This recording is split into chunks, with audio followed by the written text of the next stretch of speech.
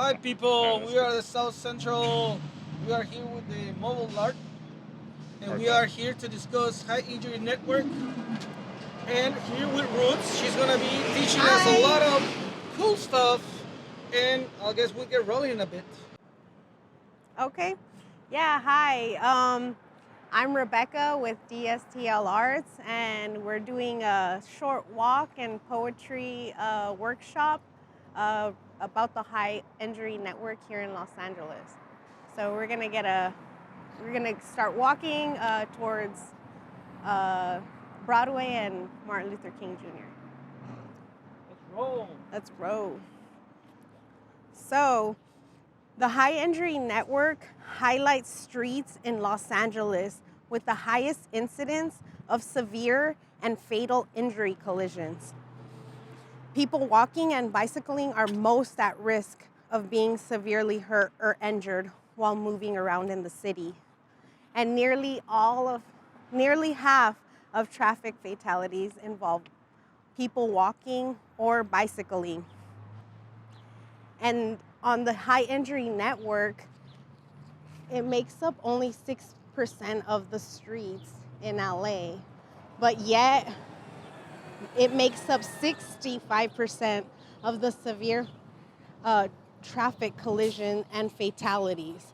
So it's a really high percent, yeah, for just a little bit of streets. And it's mostly concentrated, of course, in Black and brown communities.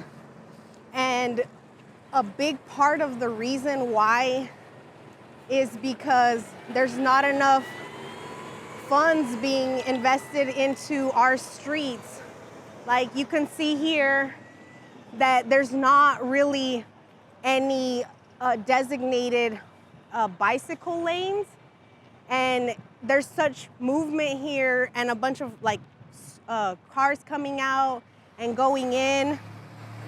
That's one of the big reasons why collisions happen on roads like this. How many different ways do we know that Angelenos get around the city? Well, me personally, my car. Okay, so driving, walking. I bicycle all around the city. I know there's people who they use the motor scooters. Luis uses his motorcycle. Okay, there's people who have motorcycles.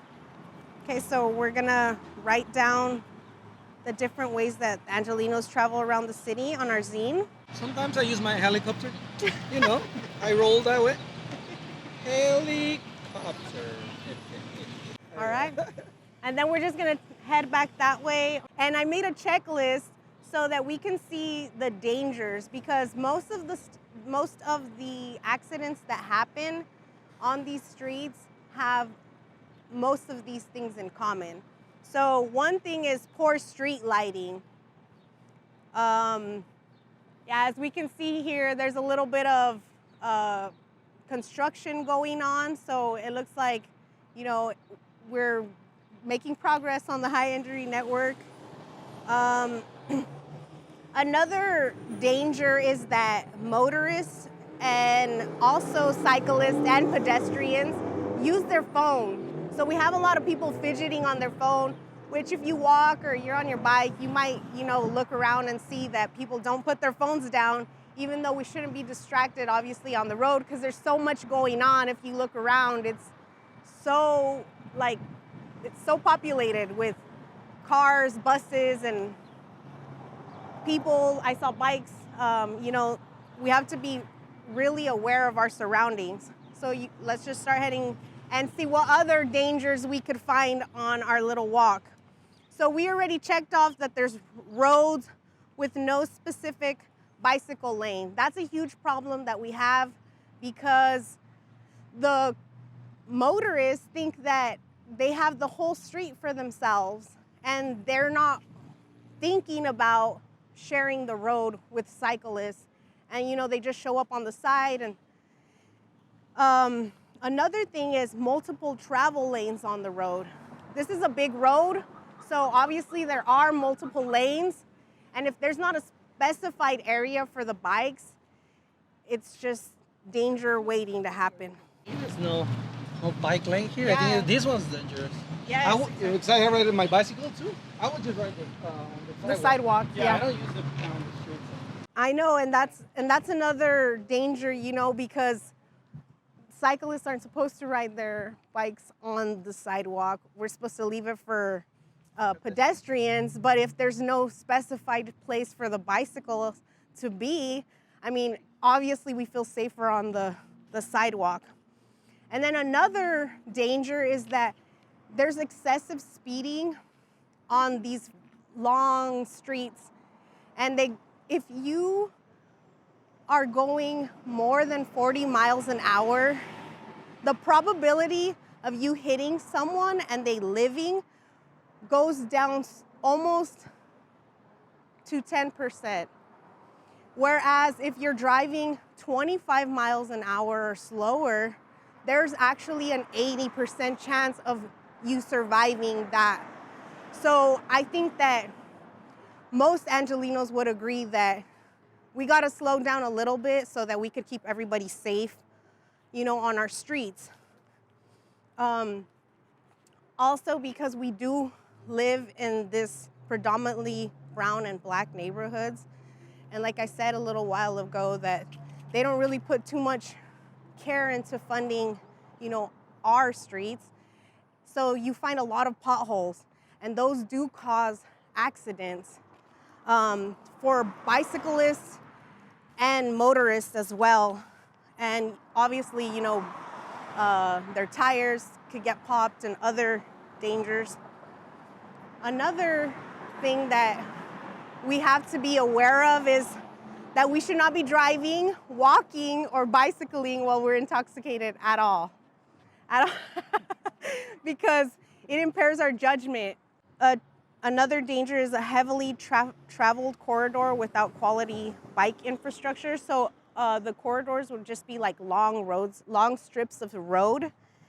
And the motorists do not give the bicyclists space. And, you know, it's not safe for bicyclists to be going down these corridors when motorists are speeding excessively. How many did you check off? So far, not as many. I saw one person driving, looking at their phone. Okay. Then I have the part with no bicycle lanes. And potholes, not exactly here, but when I was coming here, I saw a couple of potholes, so just because I do that. Potholes, okay. Intoxicated, not yet, but I mean, the day is long. Okay, and then of course we have to check out heavily concentrated, low income, black and brown neighborhoods, because these are our neighborhoods. That's true. And 1, 2, 3, 4. we're just gonna take a walk across the street really quick.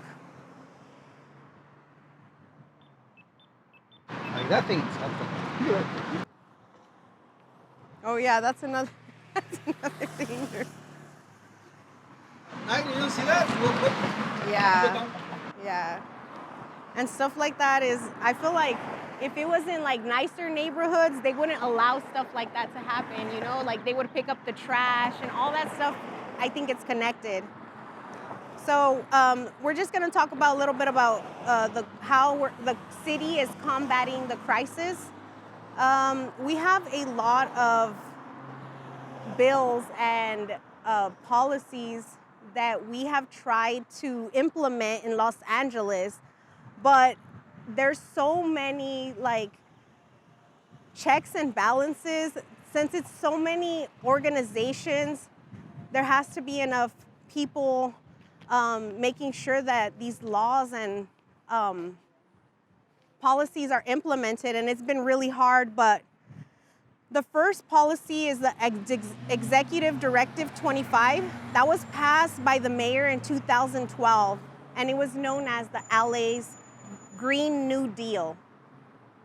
It's a guiding policy, and it provides the citywide active transportation network. And they provide fundamental roadmaps for all the city agencies to follow.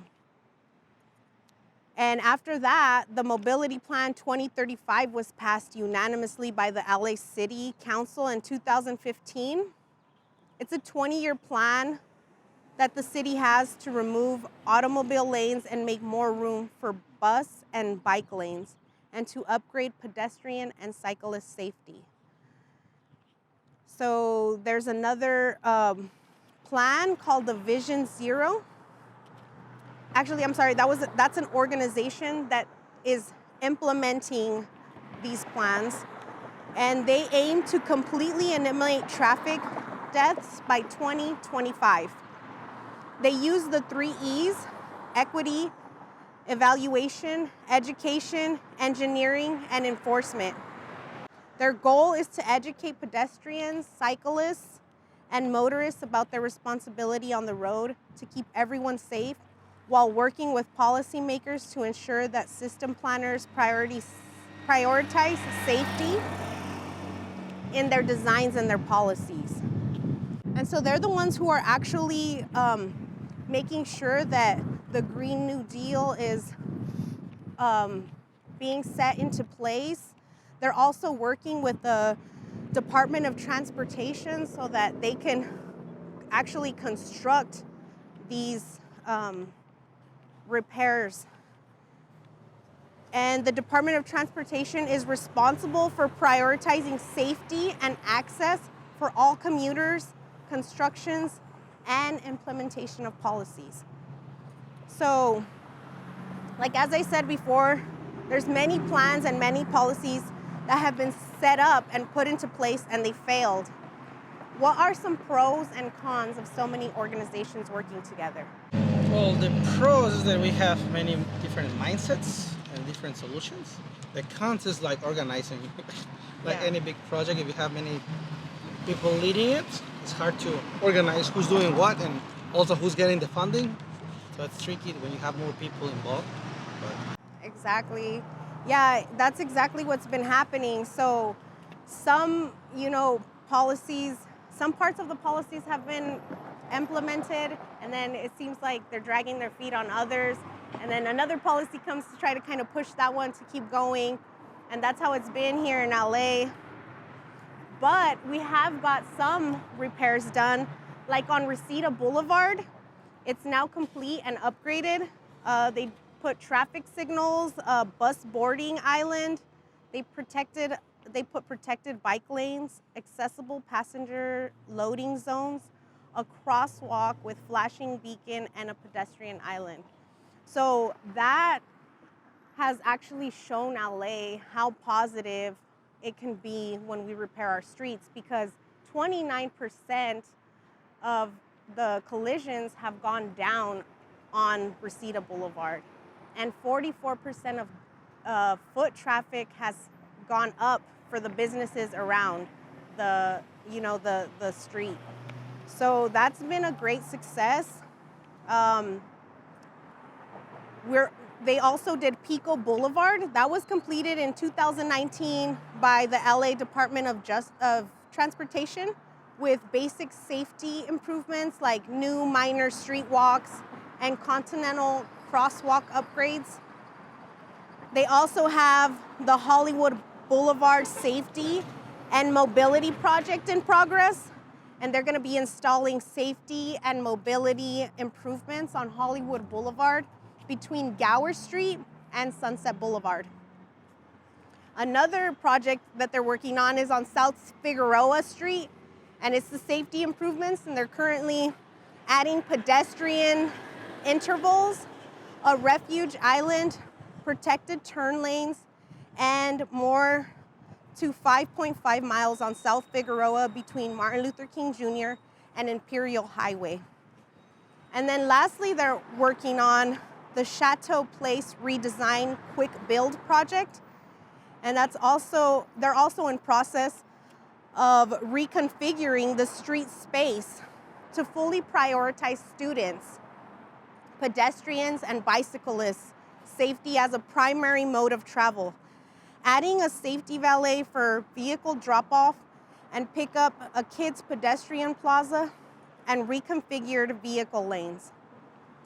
So what kind of creative solution do you think that we can bring to the table? Like what do you suggest that would help us fix our street? What creative ideas? For me, I think when happens like the LA Book Fair Festival, that's a lot of cars coming to a particular area. I think if we have several sources where we know people are coming from and have buses that leave from there and take us to those events, I think that can alleviate specific locations where events are happening and lower the traffic or the parking situation in those places, which gets crazy. Yeah, that's a really good one. That's a really great idea, actually. I saw that they did one in another country. I think it was Norway. So what they did is to cross the street, pedestrians grab a block, a brick, and they wave the brick around, and of course the motorists stop, and then they cross the street. Yeah. And then when they cross the street, there's like a little drop-off box where they drop off the brick. And before you guys say like, oh, that can never happen in LA, they're not real bricks.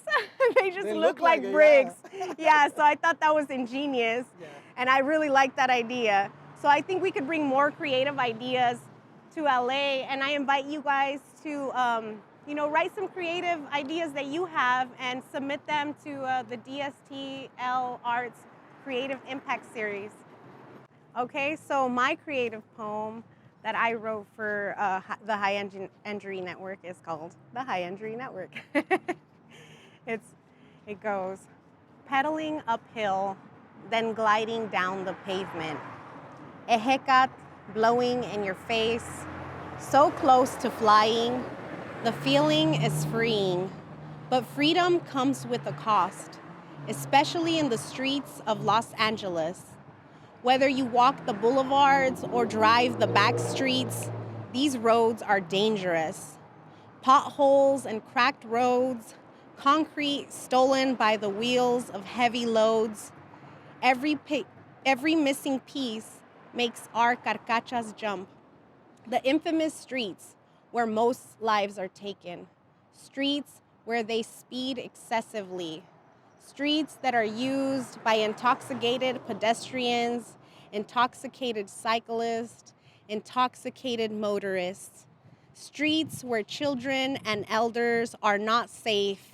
Streets in the poor metropolis of Los Angeles. Our hoods make up the High Entry Network. Thank you. I invite you to create your own poem, and I want to just give you guys a little guide just in case you don't know where to start.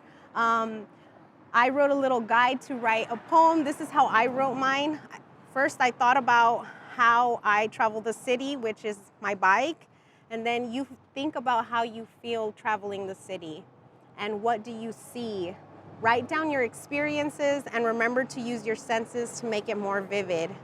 Use your zine for facts you can include in your writing.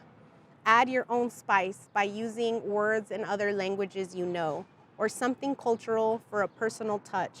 It can be as long or as short as you feel it needs to be to get your creative idea across. Be creative and have fun.